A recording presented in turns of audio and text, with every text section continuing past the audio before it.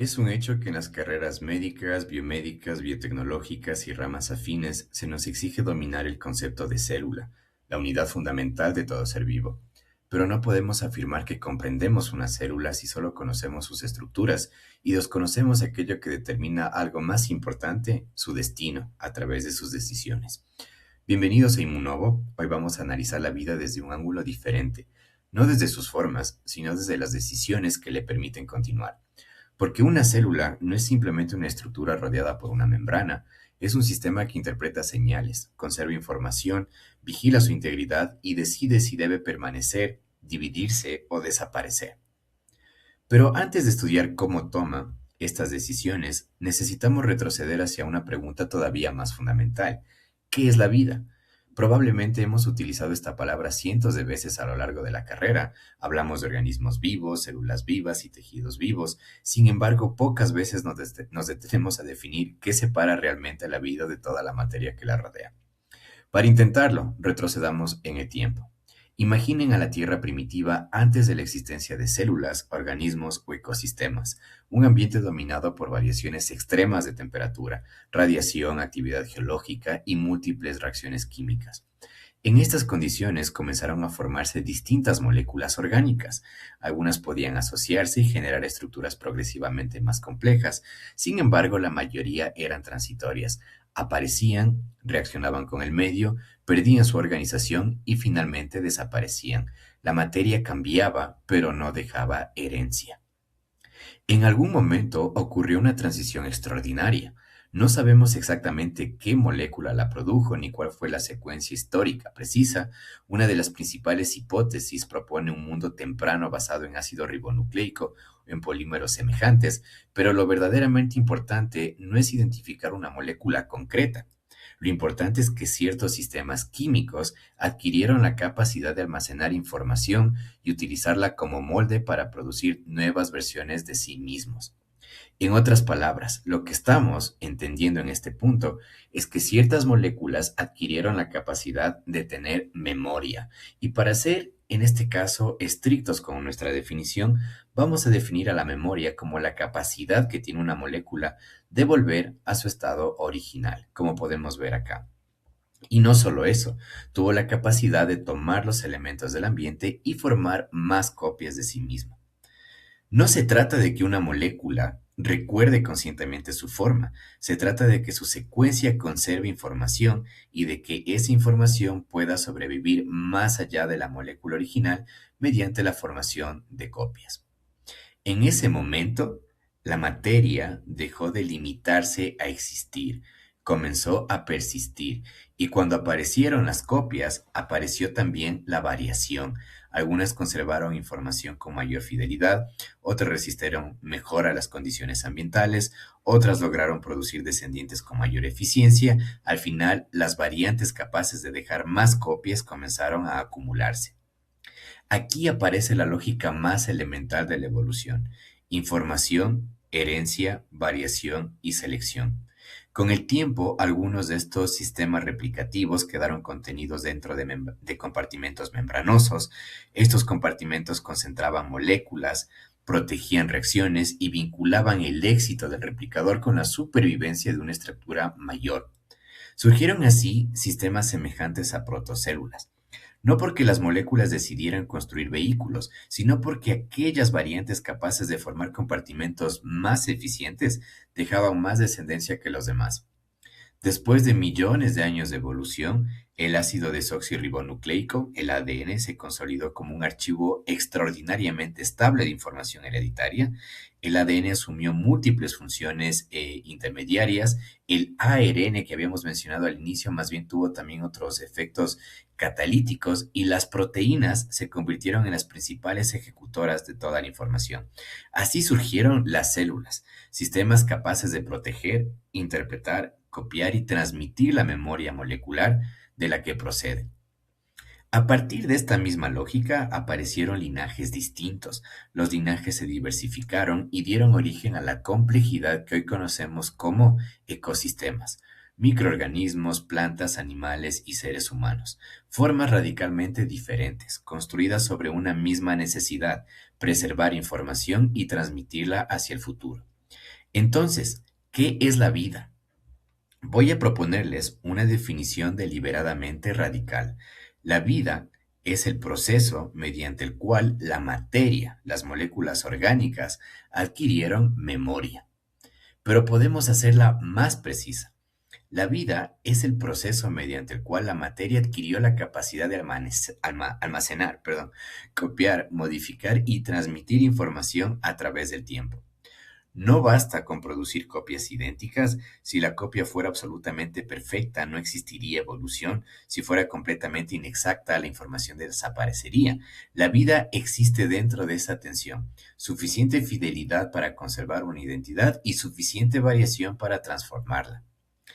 Esta manera de observar la evolución se aproxima a la perspectiva que Richard Dawkins popularizó en el libro El gen egoísta, los genes como unidades persistentes de información y los organismos como vehículos temporales que favorecen su transmisión. Los genes, evidentemente, no piensan, no desean y no tienen intenciones.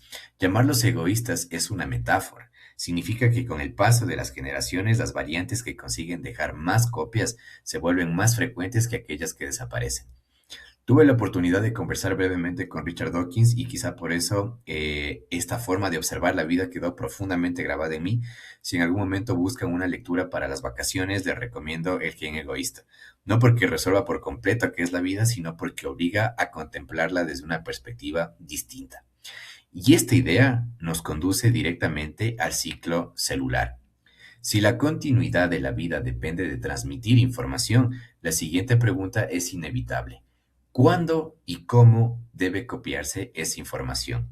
Una célula no puede duplicar su ADN en cualquier momento. Primero debe interpretar su entorno, evaluar sus recursos, comprobar la integridad del genoma y determinar si realmente está preparada para dividirse. Si replica demasiado pronto, puede copiar un genoma dañado. Si replica más de una vez, altera la cantidad de material genético. Si distribuye mal los cromosomas, produce células genéticamente desequilibradas. Y si continúa dividiéndose cuando debería detenerse, la proliferación puede independizarse del orden que protege al organismo. Es decir, puede dar consigo a células anarquistas y esto podría traducirse en un futuro como una susceptibilidad hacia un cáncer. Por eso, el ciclo celular no es simplemente una sucesión de fases, es una arquitectura de decisiones que coordina el crecimiento, la duplicación del ADN, la vigilancia del genoma, la separación de los cromosomas y la formación de dos células hijas. Hoy vamos a estudiar cómo una célula transforma una memoria molecular en continuidad biológica sin permitir que esa continuidad se convierta en caos, porque la vida no depende únicamente de producir copias. Depende de saber cuándo comenzar, cuándo detenerse y cuándo no dividirse en absoluto. Para comprender esta arquitectura, hemos dividido la charla en tres bloques. En el primero, estudiaremos el motor molecular que impulsa el ciclo celular, los complejos formados por ciclinas y CDKs, construiremos su mapa general y veremos cómo diferentes combinaciones activan programas específicos en cada fase. En el segundo bloque analizaremos el compromiso irreversible con la división, es decir, cómo una célula interpreta las señales del entorno, evalúa su estado interno y finalmente cruza el punto a partir del cual deja de depender de estímulos externos y se compromete a duplicar su genoma. Finalmente, estudiaremos la vigilancia genómica, los mecanismos que detectan daño en el ADN, supervisan la mitosis y evitan que los cromosomas sean distribuidos incorrectamente. También veremos qué ocurre cuando estos sistemas fallan y cómo la proliferación puede transformarse en enfermedad, particularmente cáncer. Empecemos construyendo el mapa. ¿Qué significa realmente hablar de un ciclo? Un ciclo es una secuencia ordenada de estados que conduce al sistema hacia una condición desde la cual el proceso puede comenzar nuevamente. En el ciclo celular, la célula original no regresa al punto de partida, en su lugar produce dos células hijas que heredan la capacidad de iniciar un nuevo ciclo. El ciclo celular se organiza en dos grandes periodos, la interfase y la fase M. La interfase no es un periodo de reposo, es la etapa en la que la célula vive, ejecuta sus funciones, interpreta el ambiente, crece y se prepara para una posible división. Se compone de tres fases, G1, S y G2. Durante G1, la célula mantiene su metabolismo, aumenta su masa y responde a señales proliferativas y antiproliferativas. En esta fase decide si las condiciones externas y su estado interno justifican avanzar. Algunas células continúan hacia S, otras abandonan temporal o permanentemente el ciclo y entran en G0, que hablaremos con más detalle a continuación. En la fase S ocurre la síntesis del ADN. Cada molécula del genoma es copiada y cada cromosoma queda constituido por dos cromátidas hermanas. Después aparece G2. Aquí la célula no se limita a esperar, continúa creciendo, verifica que la replicación haya terminado correctamente, repara lesiones pendientes y acumula los componentes necesarios para construir el aparato mitótico. Solo entonces puede entrar en la fase M. La fase M comprende dos procesos estrechamente coordinados: mitosis y citocinesis. La mitosis es la división del núcleo. Su propósito es separar los cromosomas previamente duplicados y distribuir una copia completa del genoma hacia cada futuro núcleo. La citocinesis, en cambio, divide físicamente el citoplasma y separa la célula original en dos células independientes. Ambos procesos se solapan temporalmente, pero no significan lo mismo. Muy importante. La mitosis se organiza en profase, prometafase, metafase, anafase y telofase. Más adelante analizaremos qué decisión molecular se ejecuta en cada una. Aquí debemos introducir una distinción esencial. Ploidía no significa lo mismo que cantidad de ADN. La letra N indica cuántos juegos de cromosomas posee la célula. La letra C representa la cantidad de ADN. Una célula somática en G1 es diploide. Tiene dos juegos de cromosomas, por lo que se representa como 2N. Su cantidad de ADN es 2C. Después de la fase S, cada cromosoma ha sido duplicado, pero la célula no se vuelve tetraploide. Continúa siendo 2N porque conserva dos juegos de cromosomas homólogos. Lo que se duplica es su contenido de ADN, que pasa de 2C a 4C. Por eso durante G2 y al comienzo de la mitosis, la célula es 2N4C. Solo después de separar las cromátidas y completar la citocinesis obtenemos dos células hijas, y ahí sí cada una nuevamente en 2N y 2C. En condiciones ideales, estas células serán genéticamente equivalentes, no necesariamente idénticas en todos sus aspectos y componentes. Su expresión genética o su destino puede variar, por ejemplo, pero sí serán portadoras de una copia completa del mismo genoma. Para visualizar todo este proceso, vamos a imaginar el ciclo celular como una carretera y a la célula como un vehículo que intenta avanzar sobre ella. El camino está organizado en una sola dirección: G1, S, G2 y fase M. Pero el vehículo no puede acelerar libremente. Como en todo sistema de tránsito, en puntos estratégicos encontrará semáforos, que representan sistemas de control. Antes de entrar en ese, por ejemplo, la célula deberá comprobar si existen señales proliferativas, si dispone de nutrientes suficientes y si su genoma está intacto. Antes de entrar en mitosis, deberá verificar que todo el ácido desoxirribonucleico haya sido replicado y que no persista daño significativo. Y durante la mitosis, deberá asegurarse que cada cromosoma esté conectado correctamente al uso antes de permitir su separación. Estos semáforos no son simples obstáculos, son barreras contra la transmisión del error. El objetivo no es dividirse rápidamente, es dividirse correctamente. Podemos imaginar entonces que este vehículo posee tres sistemas fundamentales: sistema de freno, sistema de aceleración y dirección. Los aceleradores y los frenos responden a una primera pregunta: ¿debe la célula avanzar? Las señales proliferativas favorecen el movimiento, las señales antiproliferativas, la ausencia de recursos o la presencia de daño, activan estos mecanismos de freno que reducen la velocidad o detienen completamente el ciclo. Pero falta otra pregunta, incluso tal vez más importante. Si la célula avanza, ¿a dónde? Nosotros observamos ese gráfico muy ilustrativo que nos establecía la continuidad de las fases. Vamos por G1, S, G2 y fase M. Pero la pregunta es, ¿cómo sabe la célula a qué fase debe dirigirse? A diferencia de nosotros, la célula no tiene una información predeterminada que le diga: después de G1 tienes que irte a S, por ejemplo. Entonces aquí nosotros necesitamos un sistema de dirección que nos indique qué programa se debe ejecutar. No basta con encender el motor, la célula debe activar primero la replicación del ADN, por ejemplo, después debe preparar la mitosis y finalmente debe separar los cromosomas.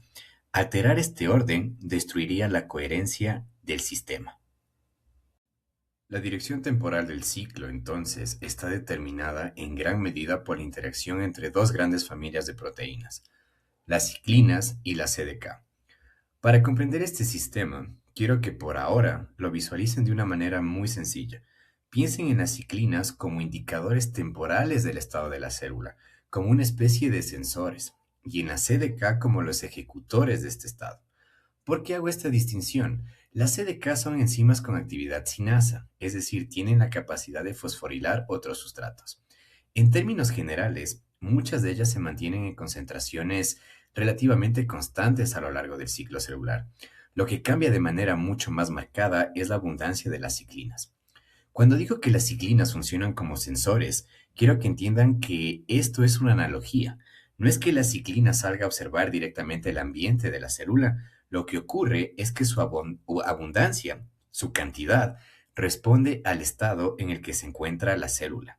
Si existen señales que favorecen la proliferación, por ejemplo, la célula puede comenzar a producir y acumular determinadas ciclinas. Y aquí aparece una idea muy elegante. Estas ciclinas comienzan a acumularse progresivamente hasta alcanzar niveles suficientes para asociarse con sus respectivas CDK. Cuando esto ocurre, se forman los complejos ciclina-CDK, y es entonces cuando la actividad de estas cinasas puede comenzar a dirigir el comportamiento de la célula. Esto es, en esencia, uno de los grandes principios del control temporal del ciclo celular.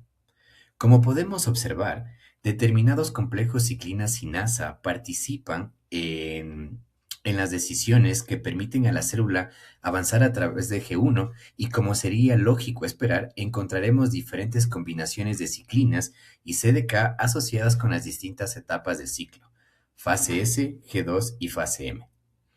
Y el sistema es tan elegante que el descubrimiento de sus reguladores fundamentales terminó siendo reconocido como uno de los mayores premios de la ciencia. En el 2001, Tim Hunt, Seaport North y Leland Harwell recibieron conjuntamente el Premio Nobel de Fisiología o Medicina por sus descubrimientos de regulaciones fundamentales del ciclo celular. Y no es difícil entender el porqué. Descubrir cómo una célula decide cuándo avanzar, cuándo detenerse y cuándo dividirse transformó nuestra comprensión de la biología celular y abrió enormes implicaciones clínicas, particularmente en enfermedades como el cáncer. Hay además una conexión personal que me parece bastante interesante.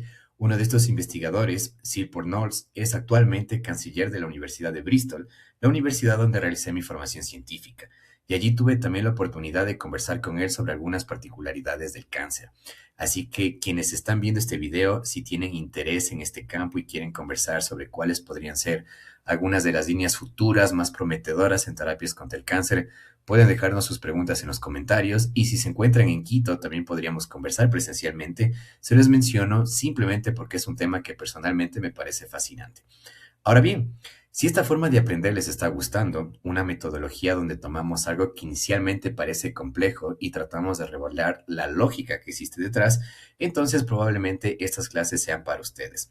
Les invito a seguir Inmunovo en YouTube, Instagram y TikTok, donde iremos publicando nuevas clases cada semana.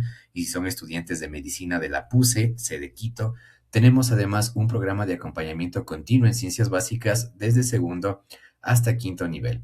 Nuestra idea es sencilla. Tomamos conceptos complejos, los desarmamos, los resolvemos y los reconstruimos para ustedes, hasta que el conocimiento deje de sentirse algo ajeno y puedan utilizarlo al momento de resolver problemas, rendir pruebas, afrontar parciales y completar sus RDAs. Porque nuestra metodología nace precisamente de la convergencia entre diferentes sistemas educativos y distintas formas de entender la enseñanza. El objetivo no es simplemente que memoricen más, es que encuentren la lógica de lo que están aprendiendo, porque cuando comprendan esa lógica, el conocimiento comienza a pertenecerles. Ahora sí, volvamos al ciclo celular. Tenemos nuevamente nuestro ciclo representado con la interfase y la fase M. Y aquí quiero regresar por un momento a aquella idea filosófica con la que comenzamos. Si entendemos la vida como la continuidad de la información biológica a través del tiempo, entonces la división celular representa la culminación de ese proceso. Una célula debe conseguir que su material genético previamente duplicado pueda continuar existiendo a través de nuevas células. Y precisamente por eso existe todo este sistema de control. La célula no puede permitirse que este proceso ocurra de cualquier manera. Si el objetivo final es generar células hijas que continúen llevando esa información genética, entonces cada paso debe estar extraordinariamente regulado. Pero junto a este ciclo también podemos representar otro estado importante, G0. Y aquí quiero distinguir tres escenarios fundamentales en los que una célula puede abandonar o detener su progresión proliferativa: quiesencia, diferenciación terminal y senescencia. Entonces, estos tres caminos pueden implicar que la célula decida irse por G0 y no continuar por S. Ahora, habíamos dicho quiesencia, diferenciación terminal y senescencia. Empecemos por la quiesencia. Cuando una célula entra en quiesencia, adopta un estado no proliferativo pero reversible. Es decir, la célula se detiene, pero conserva la posibilidad de regresar al ciclo celular si recibe el estímulo adecuado. Puede entonces reingresar al ciclo y posteriormente progresar hacia fases como S. Esto puede observarse, por ejemplo, en células troncales hematopoyéticas, algunas células del hígado y determinadas células troncales epiteliales. Pueden permanecer durante cierto tiempo en un estado no proliferativo y cuando aparece el estímulo adecuado, volver a entrar al ciclo. Pero existe una segunda posibilidad. Una célula puede alcanzar un grado muy elevado de diferenciación y dedicar prácticamente toda su actividad a cumplir una función especializada. Esto ocurre, por ejemplo, en neuronas o en determinados cardiomiocitos. En estos casos, la célula mantiene su actividad biológica, pero deja de participar activamente en ciclos repetidos de división. Y esa es precisamente una de las razones por las que decimos que algunas células altamente diferenciadas presentan una capacidad proliferativa extremadamente limitada. Y finalmente tenemos un tercer escenario, la senescencia. Aquí la célula entra en un estado de arresto proliferativo estable. Esto puede parecer, por ejemplo, cuando existen daños irreparables o muy extensos como alteraciones importantes del genoma o daño celular severo. En ese momento, la célula adopta, por decirlo de alguna manera, una decisión radical. Deja de dividirse. Pero hay algo importante que entender. Que una célula senescente haya dejado de proliferar no significa que sea silenciosa. Estas células pueden adquirir un fenotipo particular y secretar mediadores inflamatorios capaces de modificar el ambiente que la rodea. De modo que, aunque ya no estén participando en la proliferación normal del tejido, continúan siendo biológicamente activas y pueden generar en su entorno, que no necesariamente resultan tan beneficiosos, cambios marcados en el comportamiento celular. Y precisamente por esa paradoja, células que han dejado de dividirse, pero que continúan metabólicamente presentes e influyen sobre las que las rodea, se las ha llegado a conocer con un nombre bastante gráfico, células zombie. En este esquema ya podemos traducir toda la lógica anterior a algo mucho más concreto. Cada tramo del ciclo celular está asociado con combinaciones particulares de ciclinas y CDK. Para orientarnos, volvamos a colocar nuestro vehículo al inicio de G1. En este punto aparece uno de los primeros complejos que quiero que recuerden, la ciclina D, asociada con CDK4 y CDK6. Este complejo contribuye a que la célula progrese a través de G1. Y eso tiene sentido si recordamos qué está ocurriendo en cada etapa. La célula en esta etapa está integrando principalmente señales mitogénicas. Cuando el contexto favorece la proliferación, aumenta la actividad relacionada con su ciclina D. Por eso, nuestro primer complejo importante es ciclina D, CDK4, CDK6. Y aquí podemos utilizar una asociación muy sencilla para recordarlo. La letra D ocupa la cuarta posición del alfabeto, así que podemos relacionar D con CDK4. Evidentemente, ciclina D también puede formar complejo con CDK6, pero la regla sirve como ancla mental. D igual a 4, ciclina D se une con CDK4. Este es el primer complejo que quiero que se les quede grabado porque participa en la progresión de la célula a lo largo de G1. Si ahora observamos cómo cambian las ciclinas durante el ciclo, vemos que en G1 existe una presencia importante de ciclina D. Además, no existe una sola, tenemos ciclina D1, D2 y D3. Estas distintas ciclinas pueden responder a diferentes señales y vías proliferativas. Aquí prefiero no establecer relaciones demasiado rígidas, como D1 pertenece exclusivamente a Ras-MAP quinasa, D2 a K3 o D3 a esta 3, porque en realidad estas vías no funcionan de una manera tan exclusiva. Por ahora, lo importante es entender que las ciclinas D responden a señales proliferativas y predominan durante G1. Después, conforme la célula avanza, cambia también el patrón de ciclinas. Aparece la ciclina E, aparece la ciclina A y finalmente la ciclina B. Entonces, vamos a ubicarlo sobre nuestro esquema. Primero tenemos ciclina D en G1. Más adelante aparece la ciclina E, sobre todo alrededor de la transición entre G1 y S, muy cerca de nuestro punto de restricción o punto R, que la analogía corresponde a aquel primer gran semáforo. Este es el momento en el que la célula determina si las condiciones son suficientemente favorables como para comprometerse con la continuación del ciclo y avanzar con la duplicación de su ADN. Aquí entra en escena el siguiente complejo, ciclina E y CDK2. Después aparece la ciclina A. Esta ciclina puede asociarse primero con CDK2 durante la fase S y más adelante con CDK1 conforme la célula avanza hacia G2. Finalmente llegamos a la ciclina B, que se asocia principalmente con CDK1 y adquiere especial importancia cuando la célula se aproxima a la fase M. Así que, si queremos aprendernos el orden, podemos pensar simplemente en DAB. Para las tres primeras letras pueden utilizar la asociación con DEA, como la agencia estadounidense asociada al control de drogas.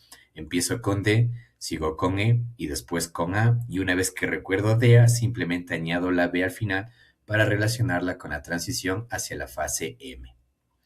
Hasta aquí ya vemos una idea esencial. El comportamiento del ciclo depende en gran medida de la formación y activación de estos complejos ciclina-CDK. La razón es sencilla. Cuando el complejo alcanza un estado activo, la porción CDK puede ejercer su actividad de sinasa y fosforilar a diferentes sustratos. Al fosforilar estas proteínas, puede modificar sus funciones biológicas y de esa manera la célula empieza a ejecutar las actividades que corresponden a cada fase. Por eso no tenemos una ciclina única y una CDK única funcionando todo el tiempo. Vamos encontrando distintas combinaciones que adquieren protagonismo en momentos distintos del ciclo celular. Ahora bien, aquí aparece otro punto fundamental. La simple unión entre una ciclina y una CDK no necesariamente basta para que el complejo quede completamente activo. Una vez que ambas proteínas se asocian, pueden requerirse modificaciones adicionales. Una de las más importantes depende de una sinasa llamada CAK, abreviatura de CDK Activating Kinase o sinasa activadora de CDK. CAK fosforila a la CDK en un sitio regulador y esa fosforilación favorece la activación del complejo. Esto nos permite entender algo importante. Aunque las CDK sean enzimas capaces de fosforilar otras proteínas, ellas mismas también están sometidas a regulación. La unión de la ciclina con la CDK genera un cambio de conformación que reorganiza su región reguladora y facilita que CAK pueda realizar la fosforilación activadora. Por aquí viene una idea especialmente interesante. No toda fosforilación activa. Existen también fosforilaciones que tienen el efecto contrario y mantienen inhibida la CDK. Si queremos activar el complejo, esas fosforilaciones inhibitorias deben retirarse. Para eso tenemos una familia de fosfatasas muy importante llamada CDC25. Así que podemos volver a utilizar nuestra analogía de frenos y aceleradores. Por un lado están sinasas como Wi y MYT1, capaces de colocar grupos fosfatos inhibitorios sobre determinada CDK. especialmente en la regulación de complejos que contienen CDK1. Por otro lado está CDC25, que hace justamente lo contrario y elimina esas fosforilaciones inhibitorias. Si queremos reducirlo a una idea sencilla, una activación adecuada requiere dos componentes principales: una fosforilación activadora mediada por CAC y la eliminación de fosforilaciones inhibitorias por CDC25. Estos nombres van a aparecer muchas veces más adelante, así que quiero que se queden con esta oposición básica. Wi coloca una señal inhibitoria y CDC25 la retira. Y todavía existe otra capa de regulación. Tenemos proteínas llamadas inhibidores de CDK. Su función consiste en unirse a determinados elementos del sistema ciclina-CDK y reducir su actividad.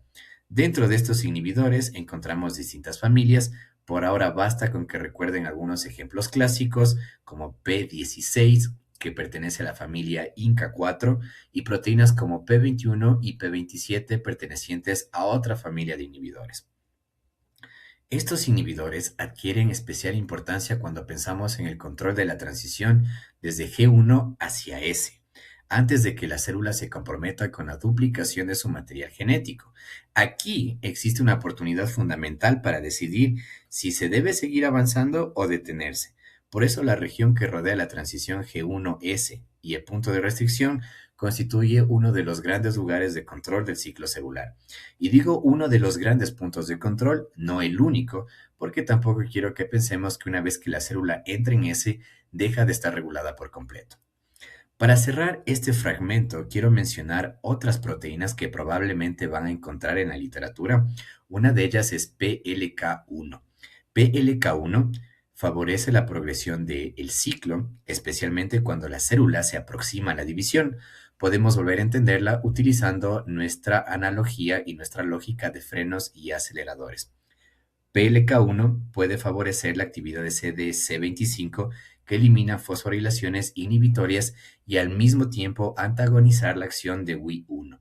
Las dos acciones terminan empujando en la misma dirección: favorecer la activación de los complejos ciclina-CDK que la célula necesita para seguir avanzando. Finalmente encontramos a las proteínas Aurora, principalmente Aurora A y Aurora B. Ambas son sinasas relacionadas con la regulación de la fase mitótica, aunque no realizan exactamente las mismas funciones. Por ahora, quiero que se queden únicamente con que Aurora A participa de manera importante en la maduración y organización del centrosoma, mientras que Aurora B cumple otras funciones durante la mitosis que podemos desarrollar más adelante. Sobre todo se dice que puede controlar y posicionar ciertos factores de transcripción proliferativos, como por ejemplo CMYC. Por otra parte, hay algo que ya hemos establecido a lo largo de toda esta charla y que aquí se vuelve particularmente evidente.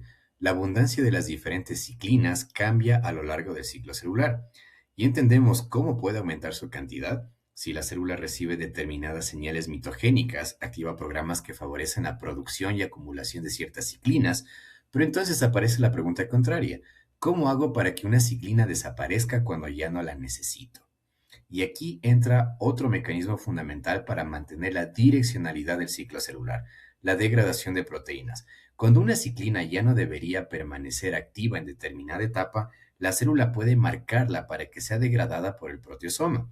Para conseguirlo, utiliza complejas con actividad ubiquitina ligasa, capaces de añadir cadenas de ubiquitina sobre determinadas proteínas y señalarlas para su degradación.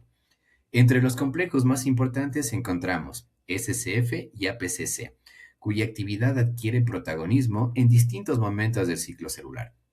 La idea que quiero que recuerden por ahora es sencilla. Determinadas proteínas son ubiquitinadas, esa ubiquitinación funciona como una señal y finalmente son dirigidas al proteosoma, donde serán degradadas. Ubiquitinación, no nos vamos a hacer mucho lío en entenderlo. Ubiquitinación es una marca química que en este contexto indica un cambio de localización de la proteína ubiquitinada hacia el proteosoma para que sea degradada. De esta manera, la célula no solamente controla cuándo producir una ciclina, sino también cuándo eliminarla.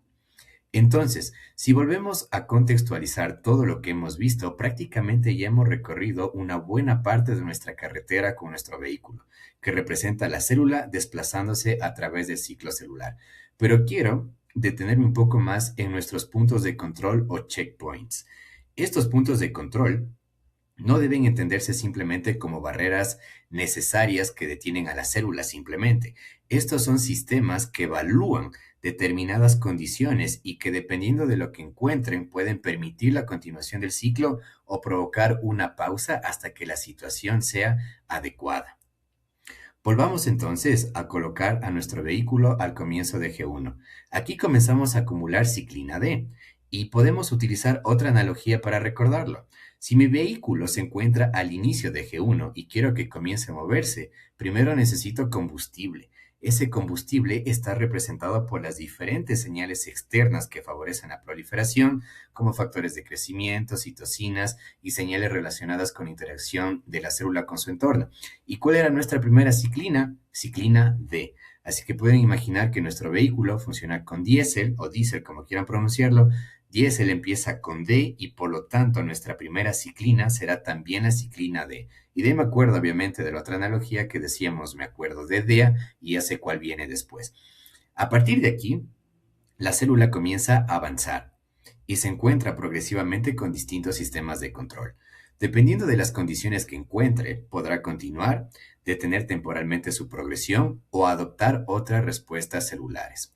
Si existe un daño importante antes de superar el punto de restricción de G1, por ejemplo, la célula puede detener su progresión. Si las condiciones proliferativas dejan de estar presentes, puede entrar en quiescencia. Y si existe un daño persistente e irreparable, la respuesta puede dirigirse hacia estados como la senescencia o, dependiendo de la magnitud y naturaleza del daño, hacia la apoptosis. Recordemos que la apoptosis corresponde a un proceso regulado de muerte celular. También existen sistemas de vigilancia durante la fase S, particularmente cuando aparecen problemas durante la replicación del ADN y posteriormente encontramos controles alrededor de la transición G2M, donde la célula verifica que el material genético se encuentre en condiciones adecuadas antes de proceder hacia la división. Finalmente tenemos el checkpoint del uso mitótico, cuya función es comprobar que los cromosomas se encuentren correctamente conectados al aparato mitótico antes de permitir la progresión de la división.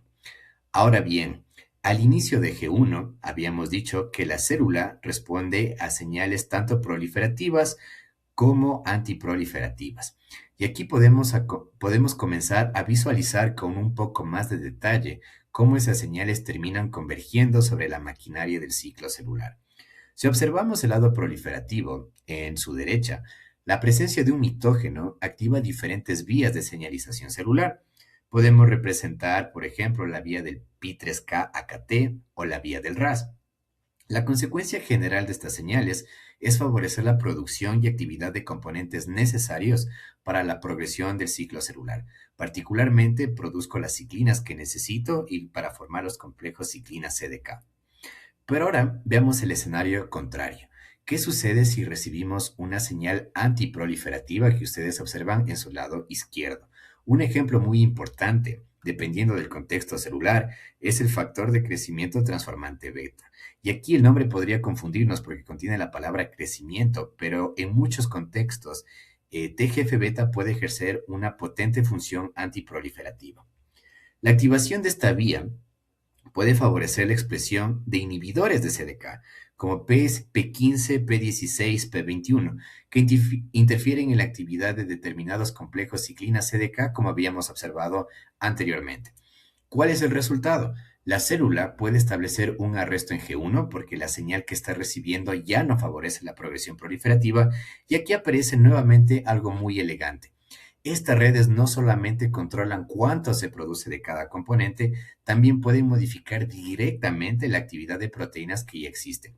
Por ejemplo, si observamos nuevamente el lado derecho, la señal mitogénica, las señales que convergen sobre AKT pueden modificar a reguladores como P21 o P27 y disminuir, dependiendo del contexto, su capacidad inhibitoria sobre el ciclo celular.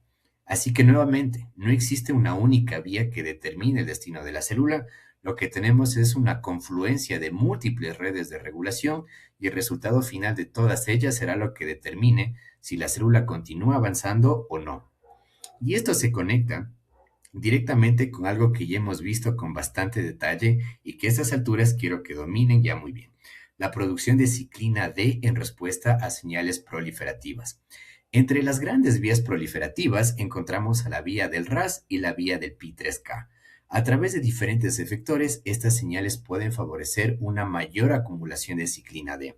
Más ciclina D significa una mayor posibilidad de formar complejos ciclina D CDK4 y esos complejos ayudan a impulsar la progresión de la célula a través de G1.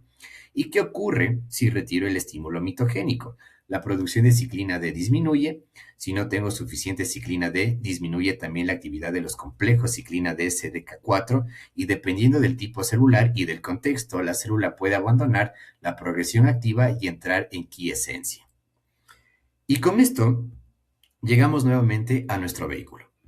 Lo que queremos es que la célula pueda progresar y superar progresivamente los diferentes sistemas de control.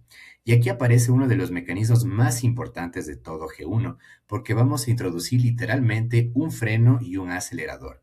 Nuestro acelerador se llama E2F. E2F es un factor de transcripción que favorece la expresión de genes necesarios para preparar a la célula para la fase S y por lo tanto para la replicación de su ADN. Pero si no existe una señal proliferativa, no tendría sentido mantener ese acelerador funcionando. Por eso tenemos un freno, el freno RB. Cuando RB está ejerciendo su función inhibitoria, mantiene restringida la activación de E2F y evita que se active plenamente el programa transcripcional necesario para que entre en fase S. ¿Qué ocurre entonces cuando aparece nuestro complejo ciclina D, CDK4, CDK6? Una vez que el complejo se encuentra adecuadamente activado, puede ejercer su función de sinasa y comienza a fosforilar ARB. Y esta fosforilación reduce progresivamente la capacidad de RB para mantener reprimida la actividad de E2F. En nuestra analogía, poco a poco estamos retirando el freno. Como consecuencia, E2F puede aumentar la expresión de genes necesarios para continuar hacia la fase S.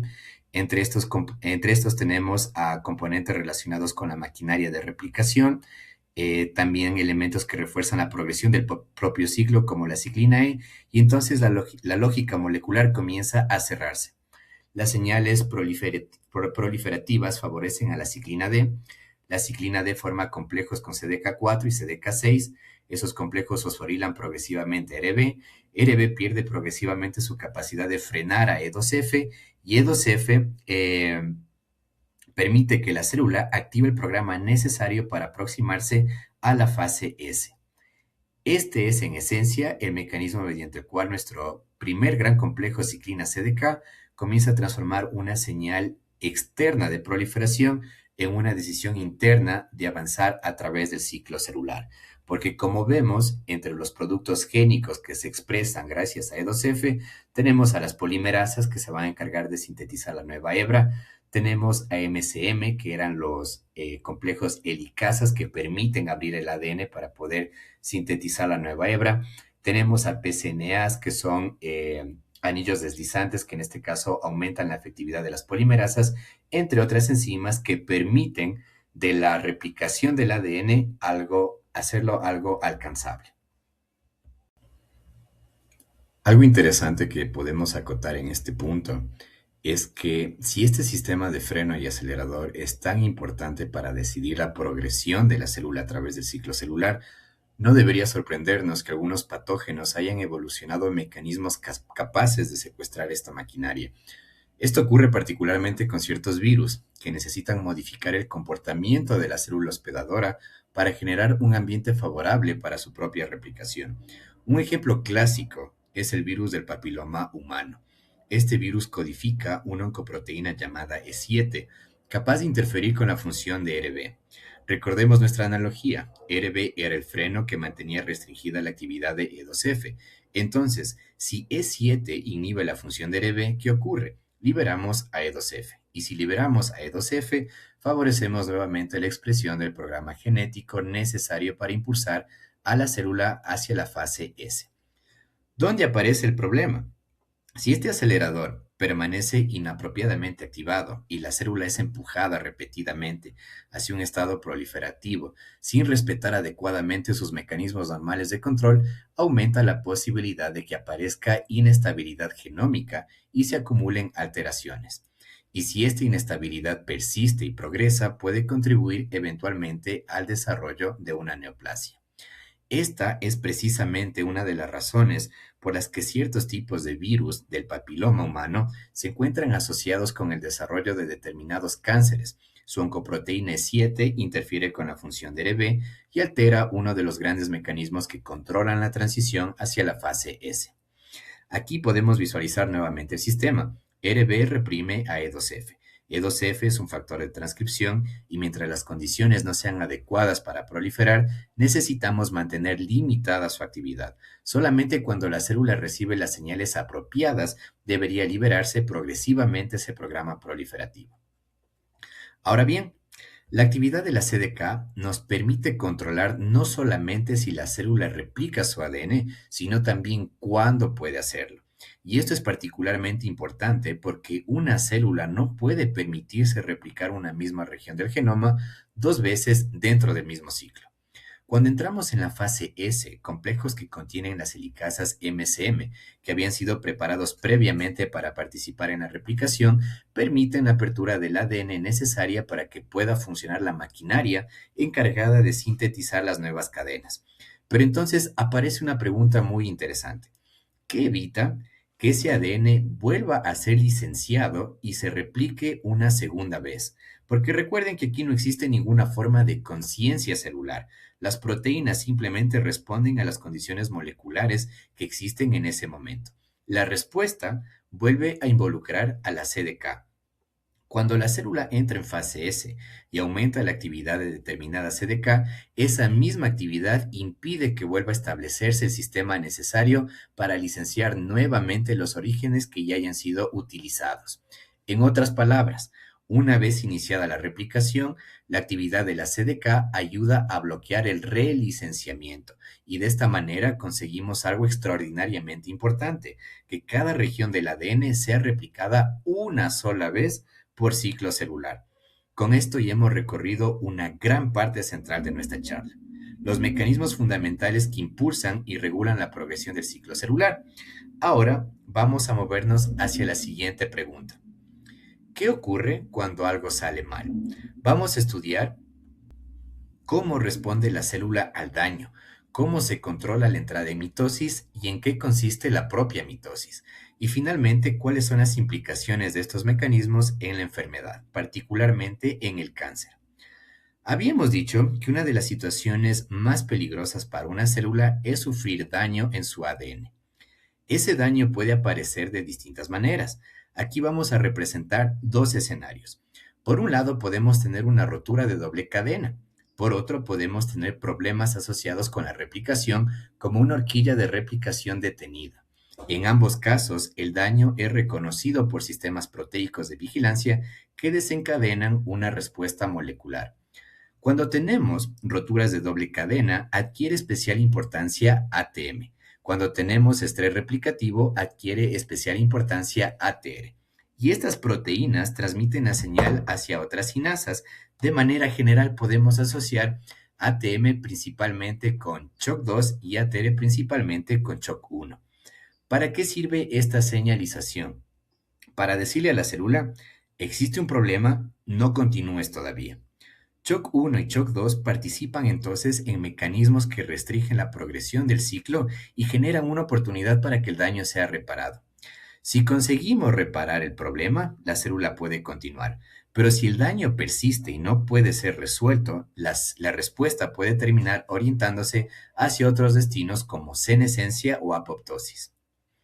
Y aquí entra en escena una de las proteínas más importantes de toda esta historia, P53. P53 es conocida clásicamente como el guardián del genoma. Pero aquí quiero hacer una puntualización importante. P53 no es necesariamente la proteína que detecta físicamente el daño en primera instancia. El daño es reconocido por los sistemas que acabamos de describir y esas señales terminan produciendo la estabilización y activación de P53, como podemos observar en ese gráfico de color rojo. Aquí también aparece una proteína llamada MDM2 y quiero que recuerden muy bien esta relación porque es fácil invertirla. MDM2 normalmente actúa como un regulador negativo de P53. Cuando aparece daño en el ADN, las vías de respuesta al daño interfieren con esa regulación negativa y permiten que P53 se estabilice y aumente su actividad. Entonces, ahora sí tenemos a P53 activo. ¿Y qué hace P53? Actúa como factor de transcripción. Una de sus consecuencias más importantes es aumentar la expresión de P21, que ya conocemos porque pertenece a nuestra familia de inhibidores de CDK. Y aquí, nuevamente, toda la historia empieza a conectarse. Si aumento P21, disminuye la actividad de determinados complejos ciclina CDK. Si disminuye la actividad de esos complejos, puedo restringir la progresión del ciclo celular. Y si esa pausa le proporciona a la célula la oportunidad de evaluar y reparar el daño antes de continuar, entonces por eso quiero que distingamos estos dos niveles. P53 activa el programa de respuesta y P21 ejecuta una parte importante del arresto del ciclo inhibiendo complejos ciclina CDK. Si el daño puede repararse, la célula eventualmente puede recuperar la progresión del ciclo. Si el daño persiste y resulta incompatible con una proliferación segura, la respuesta puede dirigirse hacia senescencia o apoptosis.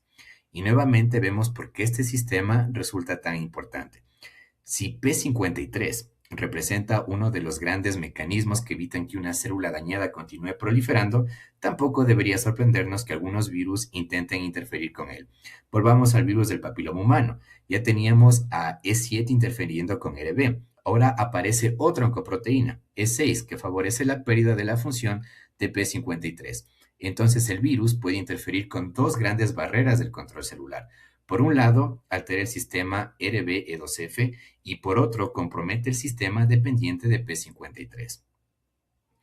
Ahora, continuemos con nuestra carretera, porque eventualmente la célula que ha completado correctamente la replicación de su ADN deberá prepararse para entrar en la mitosis. Y nuevamente todo depende de aquello que ya hemos aprendido. Aquí tenemos nuestro complejo ciclina B CDK1, pero ya sabemos que unir ciclina B con CDK1 no basta necesariamente para alcanzar su máxima actividad. Necesitamos nuestra fosforilación activadora mediada por CAC y necesitamos retirar las fosforilaciones inhibitorias introducidas por Wi1, algo que conseguimos mediante la fosfatasa CDC25. Cuando estas condiciones convergen, obtenemos un complejo ciclina B-CDK1 altamente activo, y esa actividad contribuye a desencadenar algunos de los grandes cambios que caracterizan a la mitosis: condensación cromosómica, ruptura de la envoltura nuclear y reorganización del aparato mitótico. Ahora bien, ¿qué entendemos por mitosis? La mitosis corresponde al proceso mediante el cual los cromosomas previamente duplicados son organizados y segregados para formar dos nuevos núcleos. No debemos entenderla estrictamente como algo que ocurre dentro del núcleo, porque durante este proceso la propia envoltura nuclear desaparece temporalmente y participa también el uso mitótico. Comenzamos con la profase. Aquí la cromatina empieza a condensarse y los cromosomas se vuelven progresivamente evidentes. En este proceso adquiere enorme importancia la actividad del complejo ciclina B CDK1. La idea fundamental aquí es compactación. Y aquí vamos a hacer un breve paréntesis para recordar dos terminologías, o bueno, dos términos que son muy importantes en este punto. La diferencia entre cromatina y cromosoma. Ambos se refieren al ADN unido a las proteínas de diferente tipo que se asocian a él, pero la diferencia radica en el grado de compactación. Cromatina, el ADN está suelto, generalmente, y cromosoma es cuando yo los puedo observar de esa manera física, similar a esa forma de X como podemos ver en la imagen. Entonces, esto es donde ocurre en la profase. La idea, recuerden aquí, compactación. Después entramos en prometafase. La envoltura nuclear se desorganiza y el uso mitótico comienza a establecer las conexiones necesarias con los cinetocoros de los cromosomas. Después tenemos a la metafase. Aquí los cromosomas se orientan alrededor del ecuador de la célula, y en este punto existe un control extraordinariamente importante. Mientras el sistema no haya comprobado que las conexiones con el uso son adecuadas, se impide la activación efectiva del proceso que permitiría iniciar la separación cromosómica. Aquí adquiere particular importancia el complejo APC-C. Una vez que las condiciones son correctas y el checkpoint del uso permite continuar, APC-C puede favorecer la transición hacia la siguiente etapa. Entramos entonces en la anafase. Aquí se activa funcionalmente la separasa, que es un complejo enzimático que nos permite llegar a esos momentos irreversibles del ciclo celular. Las cromátidas hermanas pueden finalmente separarse y desplazarse hacia los polos opuestos de la célula. Aquí ya no hay marcha atrás. Y después entramos a la parte final, la telofase, donde los cromosomas llegan a sus respectivos polos, comienzan progresivamente a condensarse y se reconstruyen las envolturas nucleares alrededor de cada conjunto cromosómico. Y aquí completamos la mitosis. Pero todavía no hemos terminado de producir dos células, porque después debemos completar la separación del citoplasma, y este proceso lo llamamos citocinesis. Así que podemos separar conceptualmente ambas cosas. Mitosis, segregamos los cromosomas y formamos los nuevos núcleos. Citocinesis, completamos la separación física de la célula en dos células hijas. Y precisamente, antes de permitir esta separación irreversible de las cromátidas, existe un último sistema de vigilancia que ya lo mencioné brevemente, que es extraordinariamente importante y que necesitamos discutir, el checkpoint del ensamblaje del uso mitótico. Entonces, el checkpoint del ensamblaje es el último control antes de la anafase. Su objetivo es impedir que las cromátidas hermanas se separen hasta que todos los cromosomas estén correctamente unidos a polos opuestos. Un solo cinetocoro no unido activa a MA2, BVR1 y BV3 que forman el complejo MCC junto con CDC20. Este complejo inhibe a APCC y mantiene bloqueada a la separasa. Cuando se completa la biorientación, es decir, cuando ya los cinetocoros se alinean correctamente, este checkpoint se apaga y APCC con CDC20 degrada a la securina y a la ciclina B. No es que las degrada directamente, como nosotros habíamos mencionado, APCC es una ligasa de ubiquitina y lo que va a hacer es mediar la degradación de securina y ciclina B. ¿Esto con qué objetivo? Con la intención de activar a una enzima llamada separasa, que como el nombre me lo indica, corta la coesina y las cromátidas pueden separarse. En esencia, este checkpoint responde una sola pregunta. ¿Está cada cromosoma preparado para ser heredado correctamente?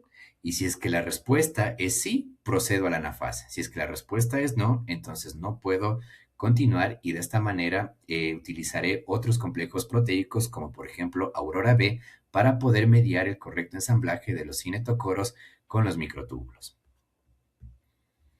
Hasta ahora hemos descrito el ciclo celular como un sistema de aceleradores, frenos y mecanismos de vigilancia. El cáncer aparece cuando estas funciones dejan de estar coordinadas. A la izquierda observamos los aceleradores activados, la ciclina D-CDK, el complejo ciclina D con CDK4, CDK6, fosforila ARB y facilita la liberación de 2F, CEMI, que es un factor de transcripción, aumenta la expresión de genes necesarios para crecer, producir ribosomas, sintetizar nucleótidos y entrar al ciclo celular. Tenemos también a las vías del RAS, que son altamente proliferativas, transmiten señales de crecimiento, metabolismo y supervivencia. Y finalmente, E2F activa directamente a la maquinaria necesaria para duplicar el ácido desoxirribonucleico, el ADN. Estas alteraciones mantienen encendido el impulso proliferativo. La célula ya no espera una necesidad fisiológica del tejido. Es más, recibe o fabrica continuamente su propia orden de avanzar. Esa es la idea clave con respecto al ciclo celular. Habíamos dicho que el ciclo debe ser un proceso altamente coordinado en respuesta a las señales del ambiente. El cáncer básicamente es este proceso en anarquía, es decir, a la célula ya no le interesa responder al medio, actúa de forma egoísta y para beneficio propio y en este caso puede establecer sus propias señales internas como las únicas y las suficientes para proceder a lo largo del ciclo celular y dividirse. haciendo caso omiso tal vez a señales antiproliferativas o incluso a daños del ADN que en otro escenario indicaría una detención dentro del ciclo celular. Pero aquí viene una cuestión. Acelerar no es suficiente. Una señal oncogénica también genera estrés replicativo, daño en el ADN y señales que podrían detener o eliminar a la célula. Por eso, a la derecha, muy importante, debemos desaparecer a los frenos. Y aquí viene un equilibrio muy importante. Para que un cáncer pueda establecerse, necesitamos dos cosas. Primero, un aumento de señales proliferativas oncogénicas y al mismo tiempo una disminución de los frenos. Si es que yo solo aumento las señales oncogénicas que acabé de mencionarles de forma inminente, eso podría producir un estrés lo suficientemente profundo como para inducir apoptosis, por lo que yo, para proceder a un cáncer, necesito dos cosas: activar oncogenes, activar rutas oncogénicas, pero también liberarme de estos frenos establecidos de forma intrínseca. La pérdida de RB, por ejemplo, elimina la contención de E2F. La pérdida de P16 permite que CDK4 y CDK6 permanezcan activas. La alteración de TP53, que es el gen que codifica la proteína P53, impide que el daño induzca eficazmente detención, senescencia o apoptosis. Los defectos en ATM, ATR, CHOC1, CHOC2 debilitan la respuesta frente al daño y al estrés replicativo. Finalmente, el fracaso del checkpoint mitótico permite que algunos errores de unión y segregación cromosómica sean tolerados. Es importante entender que estos frenos no generan necesariamente las mutaciones. Su pérdida permite que las células dañadas sobrevivan, se dividan y transmitan ese daño. Aquí convergen las dos mitades de la imagen. La proliferación persistente produce cada vez más divisiones, mientras la pérdida de vigilancia reduce la fidelidad con la que se conserva el genoma. Aparecen mutaciones, pérdidas o ganancias cromosómicas, alteraciones en el número de copias y aneuploidías. El resultado no es una masa compuesta por células idénticas. Cada alteración heredable puede originar un clon diferente. Algunos clones crecerán lentamente, otros resistirán a la hipoxia, escaparán el sistema inmune, invadirán tejidos o sobrevivirán al tratamiento. El microambiente y la terapia actúan entonces como fuerzas de selección. Los clones menos adaptados desaparecen y los que poseen alguna ventaja sobreviven, se expanden y vuelven a diversificarse. Mutación, diversificación y selección se repiten una y otra vez. Eso es la evolución tumoral. Por lo tanto, el cáncer no debe entenderse solamente como proliferación sin control, es proliferación que genera diversidad, combinada con una vigilancia incapaz de eliminarla. Es evolución darwiniana ocurriendo dentro del organismo y finalmente en contra de él. Y este es un concepto muy interesante y de hecho aquí aprovecho para mencionarles una charla que di hace unos años en la Universidad de Yechay sobre cómo nosotros podríamos tomar este concepto evolutivo, haciendo referencia también a lo que les mencioné en un inicio con respecto al libro de Richard Dawkins, cómo podríamos utilizar terapias darwinianas o evolutivas para combatir el cáncer de una manera poco peculiar. Bueno, muy peculiar, perdón, poco ortodoxa y muy peculiar. Entonces, nuevamente les dejo la invitación, si es que a ustedes les interesa este tema, pueden dejarme preguntas en los comentarios o podríamos incluso reunirnos a conversar. Es un tema que personalmente me encanta, entonces les dejo ahí esa invitación abierta. Y con eso nos estamos acercando ya al final de esta charla.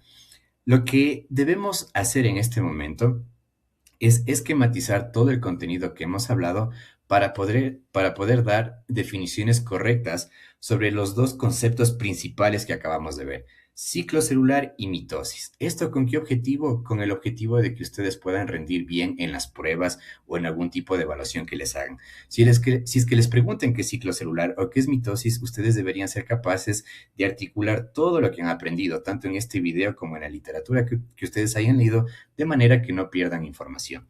Entonces, lo que yo les recomiendo es siempre utilizar este esquema. Cualquier definición o cualquier pregunta que me hagan, yo la voy a contextualizar en tres bloques principales. Esto voy a hacerlo mentalmente.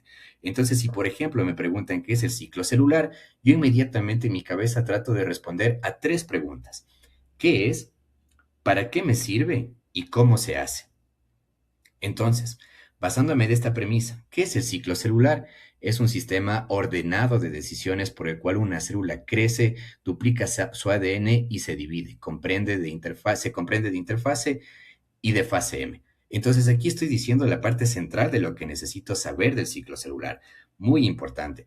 Después, para sofisticar un poco más mi respuesta, voy a mencionar ahí mismo esto con el objetivo del crecimiento, de la renovación de tejidos, de la reproducción celular, y voy aumentando el porqué del ciclo celular. Y ustedes tienen mucha información que podrían articular. Y después, para completar y que no se me quede nada fuera, me acuerdo del cómo. Entonces yo establezco estos tres bloques mentales para responder esta pregunta. ¿Qué es?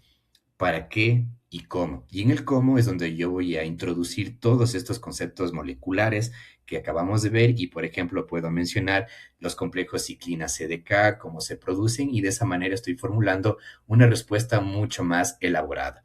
Lo mismo con mitosis, entonces yo puedo decir que es un proceso de división, un proceso de segregación del material genético una vez que se ha duplicado de una forma muy coordinada, muy ordenada. Entonces, eso es muy importante que vayamos aumentando para que mi respuesta sea mucho más sofisticada.